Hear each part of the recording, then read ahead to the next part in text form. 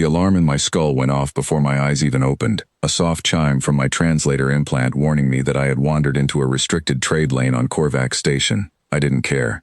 I kept walking, boots echoing on metal grates, because something in the crowd ahead had already caught my eye, and it was not going to let me go. My name is Daniel Marsh, cargo handler, 3rd class, contracted to the Coalition trade fleet for 11 months now. I had seen a lot of strange things since leaving Earth. 6-limbed traders haggling in screeching tones, insectoid diplomats folding themselves into chairs never built for them, a market where the currency was memory, traded in small glass vials. I thought I was past being surprised by anything on this station. Then I saw the child. She was small, maybe the size of a human 7-year-old, with pale blue skin and thin ridges running down her arms like dried riverbeds. Her clothes were torn, stiff with dust, and she sat with her back pressed against a support column in the middle of the busiest concourse on the station. Thousands of feet passed her every hour. Not one of them stopped. I froze mid-step. Around me, the crowd flowed like water around a stone, alien bodies bending and shifting to avoid her without ever looking down. A Threll trader in golden robes stepped neatly around her outstretched leg without breaking his conversation. A group of Ossian scholars, deep in debate, simply walked through the space beside her, as if she were furniture. Nobody's eyes dropped to her face. Nobody's steps slowed. It was not that they didn't see her. I could tell they saw her. Their eyes flicked toward her and away again, fast, practiced, like a reflex they had trained into themselves since childhood. This was not carelessness. This was a rule. And every single person on that concourse was following it perfectly, except me. I stood there for maybe 10 seconds. Cargo manifest still glowing on the tablet in my hand, forgotten. The rational part of my brain, the part that had survived 11 months in a galaxy that did not care much for humans, told me to keep walking. I had a shipment waiting. I had a supervisor named Colin Ashford who did not tolerate delays. I had strict instructions, drilled into every human worker on this station, not to interfere with local customs, no matter how strange they seemed. My legs did not listen. I crossed the concourse, weaving against the current of bodies, and knelt down in front of her. Up close, she was even smaller than I had guessed. Her eyes were a deep violet, wide and startled, fixed on me like she could not understand why I was still there. Her lips were cracked. Her small hands trembled where they rested on her knees. "Hey," I said quietly, forgetting for a second that she probably could not understand English at all. My translator implant caught up half a second later and pushed the words out in the station's common trade tongue. "Are you hurt?" She flinched at my voice like I had struck her. For a moment I thought she might bolt, but there was nowhere for her to run that would not put her back in the middle of that endless, indifferent crowd. Instead, she pressed herself tighter against the column and said nothing. Around us, the crowd's rhythm had changed. I could feel it, that prickling sense of being watched, of being wrong. Conversations nearby had gone quiet. Feet that should have kept moving had slowed just enough for me to notice. I did not look up. I kept my eyes on the girl. "My name is Daniel," I said. "I'm not going to hurt you." She stared at me for a long moment, and then, so faintly I almost missed it, she nodded. That was when the first voice cut through the crowd behind me, sharp and disapproving. Speaking in a clipped dialect, my translator struggled to smooth into English fast enough. "Human, step away from the unclaimed one." I turned my head. A tall figure in station security colors stood a few feet away, plated skin the color of wet slate, 4 narrow eyes all fixed on me, with obvious irritation. Behind him, a small crowd had gathered, not to help, but to watch. The way people gather around an accident they do not want to look away from. "Unclaimed?" I repeated, standing slowly, careful to keep my body between the girl and the growing crowd. "She belongs to no house, no guild, no registered family," the officer said, as if explaining something painfully obvious to a small child. "She carries no marks of citizenship. To acknowledge her is to invite her burden onto yourself. This is our law. It is not your concern." "She's a kid," I said, "sitting alone, hungry, from the look of her. That's not a legal question where I'm from." "You are not where you are from," the officer said, and there was something almost pitying in his tone, like he genuinely believed he was saving me from a mistake. "On Korvax, the unclaimed remain unclaimed. It keeps order. It keeps burden where burden belongs. If every passerby claimed every orphan on this station, our systems would collapse within a cycle. You do not understand our ways, human. Walk on, as the others do." I looked past him at the crowd.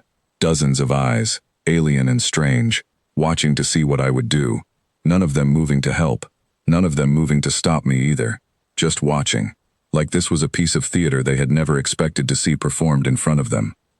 I looked back down at the girl. Her violet eyes had not left my face this whole time. "Where I come from," I said slowly, choosing my words with care because I knew they mattered. "We don't have a law that says who deserves help and who doesn't. We just help. It's not efficient, it's not orderly. It's messy and it costs us things we don't always get back. But we do it anyway, because the alternative is walking past a scared, hungry child like she's a piece of broken machinery, and no law in the galaxy is going to make me do that." The officer's 4 eyes narrowed, but before he could answer, something in the crowd shifted. A murmur ran through it, passed from alien to alien like a current. I did not understand all the words. My translator only caught pieces, but I understood the tone. Disbelief, curiosity, something that might have been the first crack in a very old wall. I crouched back down to the girl's level and pulled the ration bar from my jacket pocket, the one I had been saving for my shift break. I unwrapped it and held it out to her, slow, non-threatening, the way you would offer food to a nervous animal. Except she was not an animal, she was a person, and that was exactly the problem everyone else on this station seemed to have forgotten.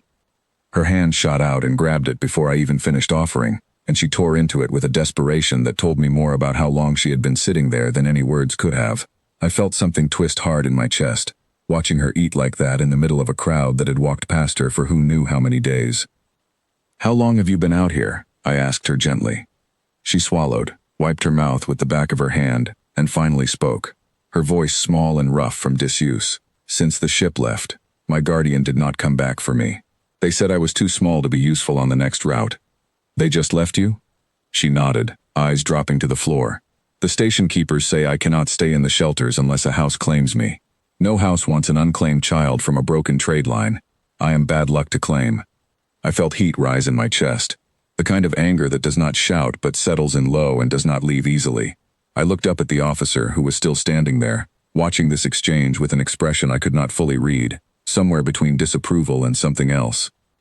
"So your solution," I said, "is to let a child sit in the middle of a busy concourse until she starves, because claiming her is inconvenient." "It is not my solution," the officer said, and for the first time his voice had lost some of its sharp edge. "It is the way things are. I did not build this system, human. I only keep it." "Then maybe it's time somebody stopped keeping it," I said. I stood, and before I could think too hard about what I was doing, before the part of my brain that worried about contracts and regulations and Colin Ashford's temper could catch up, I reached down and took the girl's hand. It was small in mine, cold, trembling less now than it had been a minute ago. "What's your name?" I asked her. "Vesa," she said. "All right, Vesa," I said. "You're coming with me." The officer stepped forward, one plated hand raised, though not quite touching me. "Human, I must inform you. If you claim her, the burden becomes yours under station law. Food, shelter, registration, all of it, yours. There is no reversing this claim once it is logged. Do you understand what you are agreeing to?" I thought about my quarters back on the human section of the station, small and cramped as they were. I thought about my contract, my pay, the 11 months still left on my posting. None of it mattered as much in that moment as the small hand gripping mine like I was the only solid thing left in her world. "I understand," I said. The officer studied me for a long moment, his 4 eyes flicking between my face and Vesa's, and then, slowly, he reached for the device at his belt. "Then place your hand on the scanner. The claim will be logged." I pressed my palm to the cold metal surface he held out, and a soft light passed over my skin, reading whatever it needed to read. Somewhere in the station's systems, my name was now tied to hers. "It is done," the officer said. There was something almost reluctant in his voice, like he was not sure whether to be angry or impressed. "You are now responsible for the unclaimed child known as Vesa. Korvac Station acknowledges the claim." The crowd around us had not dispersed. If anything, it had grown, more faces turning to watch, murmurs rippling outward in a dozen different languages my translator only half caught. I heard fragments: reckless, strange, human. That word again and again, human, said with a mixture of confusion and something that sounded almost like awe. I did not care about the audience. I looked down at Vesa, who was staring up at me with an expression I did not have a word for, somewhere between disbelief and hope too fragile to fully trust yet. "Come on," I said. "Let's get you somewhere warm, and get some real food in you, not just a ration bar." We walked through the crowd together, and this time, people moved differently. It was subtle, but I noticed it. A few of them actually looked at her now, really looked, instead of sliding their eyes away. A Threll merchant paused his conversation entirely to watch us pass. An Ossian scholar tilted her head, murmuring something to her companion that I could not translate, but the tone was thoughtful, not dismissive. By the time we reached the human section of the station, word had apparently traveled faster than we had walked. A woman named Priya Nair, who ran the small medical bay near the docking arms, was already waiting near the entrance, arms crossed, though not unkindly. I heard a human claimed an unclaimed alien kid in the middle of the trade concourse, she said, looking from me to Vesa. Word moves fast on this station. She was starving, I said. Nobody else was going to do anything. Priya's expression softened, and she crouched down to Vesa's level the way I had, slow and careful. Hi there, I'm Priya. I fix scrapes and bruises and empty stomachs around here. Mind if I take a look at you? Vesa glanced up at me first, as if checking whether this was safe, and I nodded. She let Priya lead her toward the medical bay, though she kept glancing back at me every few steps, like she was afraid I might disappear if she stopped watching. I did not disappear. I followed. Over the next hour, Priya checked Vesa over, found her dehydrated and underfed but otherwise unharmed, and got some proper food and water into her.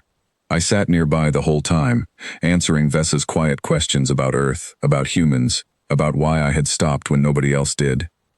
I don't fully know how to explain it, I told her honestly.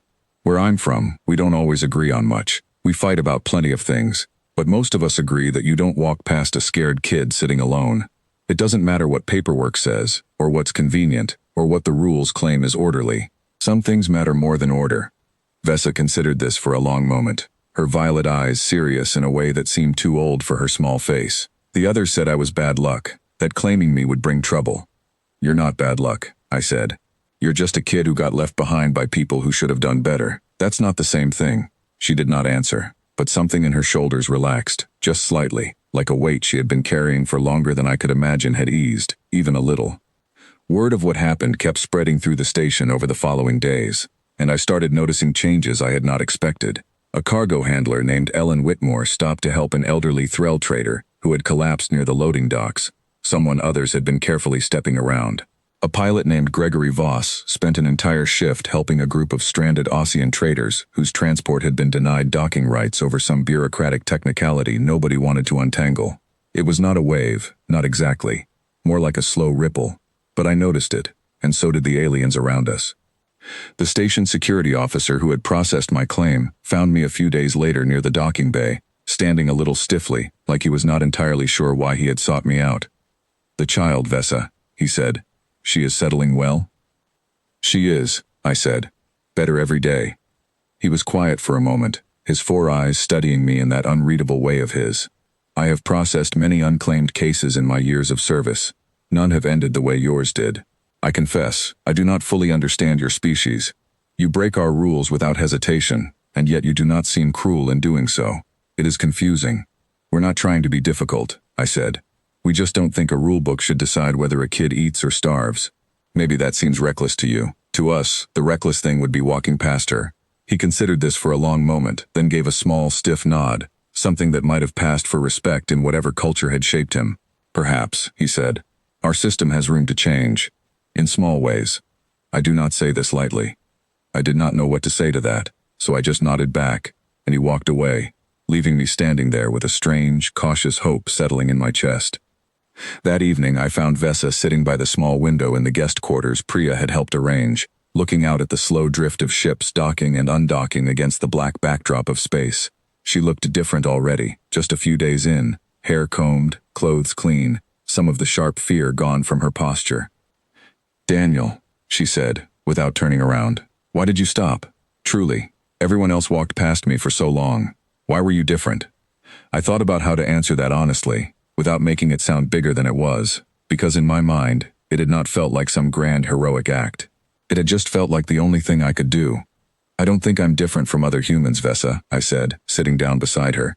I think if any of my people had walked past you that day, they would have stopped too. It's just who we are. We're not always logical about it. We don't always calculate the cost first. Sometimes we just see someone who needs help, and we can't make our legs keep walking. That's not bravery exactly. It's just something built into us that we can't turn off, even when it would be easier to. She turned to look at me then, violet eyes catching the dim light of the station's evening cycle. I am glad your legs would not listen, she said quietly. I laughed, surprised, and something in my chest eased for the first time in days. Yeah, I said, me too.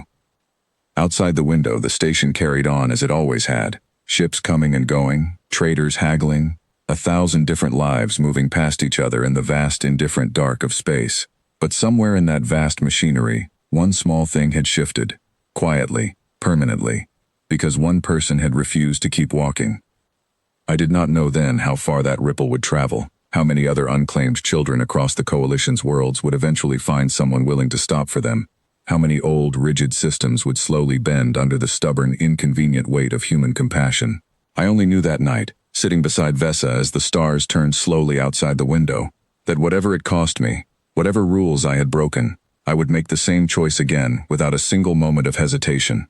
Because some things are simply worth more than order, and no galaxy, no matter how vast or how old, gets to convince me otherwise.